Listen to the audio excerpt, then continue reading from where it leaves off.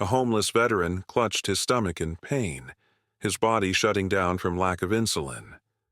No one stopped until RFK Jr. did. What he discovered that night exposed a shocking truth about America's healthcare system. The wind howled through the darkened streets of Washington, D.C., biting through layers of clothing like a silent warning. Robert F. Kennedy Jr. pulled his coat tighter as he walked past a nearly empty bus stop, the flickering streetlight casting long shadows on the pavement. That's when he saw him. A homeless man sat hunched on the bench, shivering beneath a tattered military jacket. His hands trembled as he clutched his stomach, his breath labored. Beside him, a weathered backpack with a faded U.S. Marine Corps patch rested against the cold metal bench. RFK Jr. hesitated for only a second before stepping closer. "Sir, are you all right?" he asked, his voice cutting through the wind. The man looked up, his face gaunt, eyes sunken but sharp with pride. He coughed, then gave a weak, tired smirk.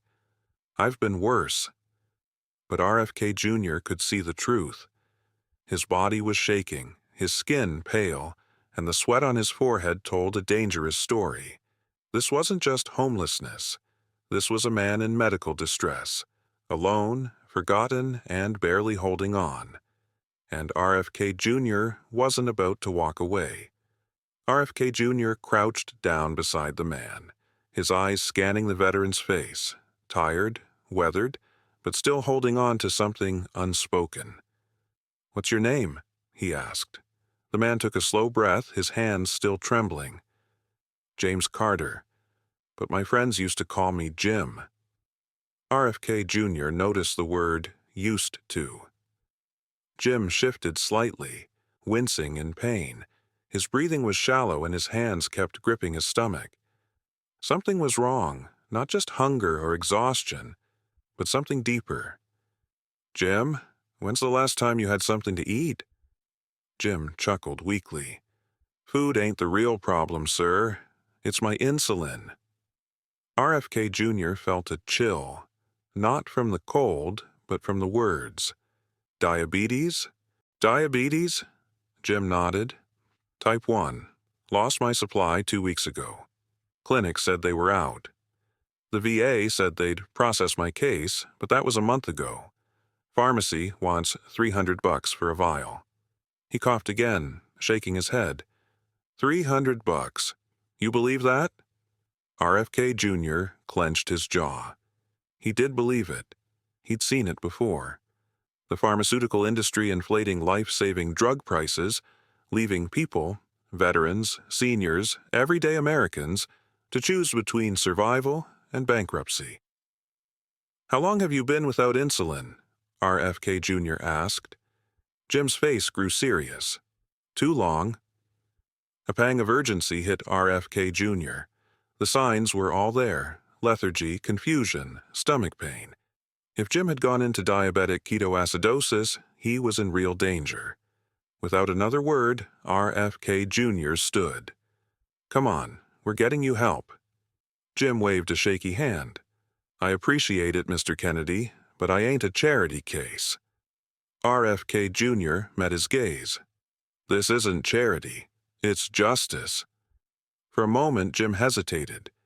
Then, with great effort, he reached for RFK Jr.'s hand. RFK Jr. pulled him up carefully, supporting his weight. Jim let out a weak chuckle. "Guess I'm riding first class tonight." RFK Jr. smiled.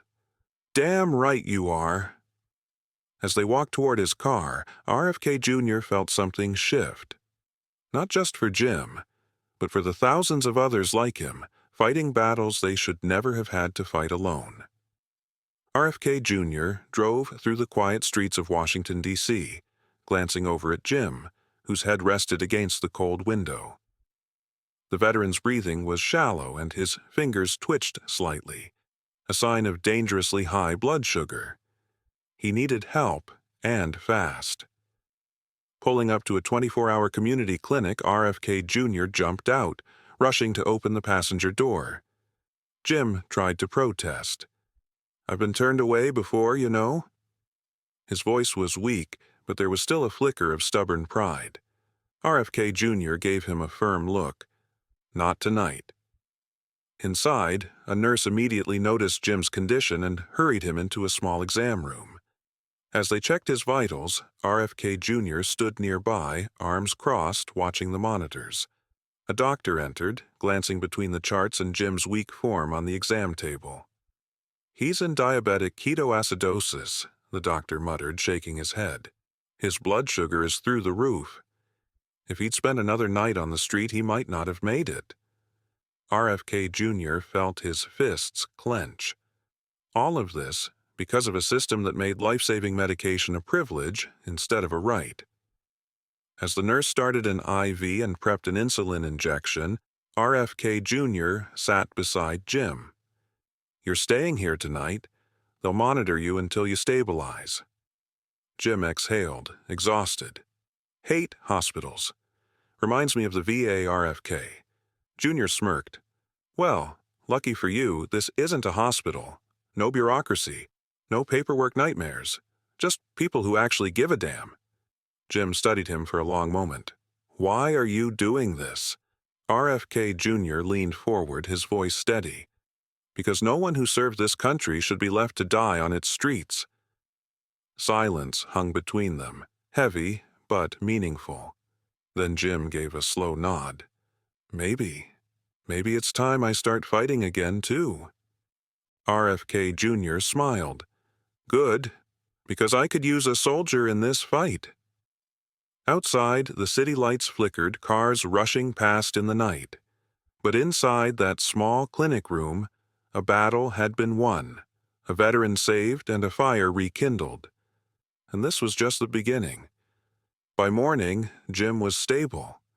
The IV fluids and insulin had pulled him back from the brink, but the reality of his situation still loomed over him. He had no home, no steady medical care, and no way to afford the next vial of insulin he'd need in a few weeks. RFK Jr. sat beside his bed, arms resting on his knees. "We're going to fix this, Jim. Not just for you, for every veteran out there struggling the same way." Jim let out a dry chuckle. "Good luck with that. The system's been broken longer than I've been alive." RFK Jr. nodded. "Maybe, but that doesn't mean we let it stay that way." Over the next few hours, RFK Jr. made calls, first to veteran assistance programs, then to healthcare advocates, and finally to his legal team. By noon, he had secured temporary housing for Jim, an expedited VA healthcare enrollment, and a prescription for ongoing insulin coverage. When Jim heard the news, he shook his head in disbelief. "I don't know what to say." RFK Jr. stood. "Then don't. Just promise me one thing. Help me fight." Jim hesitated, then nodded. Yeah, I think I can do that." That afternoon, RFK Jr. held a press conference standing on the steps of a veteran outreach center with Jim beside him. "This isn't just one man's story," he told the crowd. "Thousands of veterans, people who fought for this country, are being left behind. They're dying, not on the battlefield, but on the streets, because they can't afford the medicine they need to live." Cameras flashed. Reporters scribbled furiously. The story was out. RFK Jr. wasn't just helping Jim. He was calling out the entire system. Jim, standing beside him in a fresh jacket, leaned into the microphone. "I didn't think anyone gave a damn about guys like me anymore. But this man, he does. And now, so do I." The crowd erupted into applause. RFK Jr. turned to Jim and patted his shoulder. "Welcome back to the fight." And just like that, a forgotten soldier had found his mission again. Not just to survive, but to make sure no other veteran had to fight this battle alone. Weeks passed, and Jim's life began to change. He moved into a small veteran housing unit, had regular medical checkups, and, for the first time in years, a stable supply of insulin. But something had shifted inside him. It wasn't just about survival anymore. Jim had spent years feeling invisible, lost in a system that seemed designed to forget people like him. But now, standing beside RFK Jr., he had something he hadn't felt in a long time: purpose. One evening, he found himself in a crowded town hall meeting, standing before dozens of veterans, activists, and lawmakers. RFK Jr. stood to his left, giving him a nod of encouragement. Jim took a deep breath and stepped up to the microphone. "I was a Marine. I fought overseas, but I never thought I'd have to fight this hard just to stay alive back home." The room fell silent. Insulin isn't a luxury. Housing isn't a privilege. Veterans aren't disposable. And I know I'm not the only one who suffered because of this broken system. His voice grew stronger, filled with the same determination that once carried him through war. "But I'm standing here because someone believed I was worth saving. And now, I'm telling you, so are you." Applause erupted. RFK Jr. took the podium next. Jim's story is not unique, and that's the problem. Too many veterans are falling through the cracks of a system that should be protecting them. That ends now. The event sparked national attention. News outlets picked up Jim's story, bringing the issue of veteran health care and insulin affordability into the spotlight. Calls for reform grew louder. Months later, RFK Jr. successfully pushed for expanded veteran health care funding and lower insulin costs for those in need. New policies were signed into law, ensuring that veterans like Jim would no longer have to ration life-saving medication. One day, standing beside the very clinic where RFK Jr. had saved his life, Jim watched as a new outreach program for homeless veterans was unveiled, one bearing his name. He turned to RFK Jr. and smirked. "Never thought I'd have a building named after me." RFK Jr. grinned. "Never thought you'd be giving speeches either. Guess life surprises us both." Jim looked out at the crowd. Other veterans, families, people who finally had hope. For the first time in a long time, he wasn't just surviving. He was fighting for them.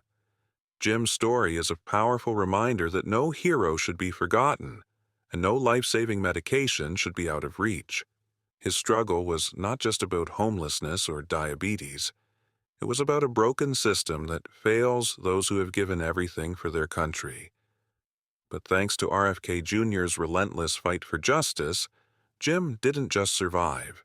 He found a new mission. His journey from a forgotten veteran to a voice for thousands proves that one act of compassion can spark real change. RFK Jr. didn't just offer charity. He fought for systemic reform. His leadership reminds us that true change happens when people in power choose to listen, act, and refuse to accept injustice as normal. The story isn't just about Jim. It's about every veteran struggling in silence, every patient choosing between medication and rent, and every voice that deserves to be heard.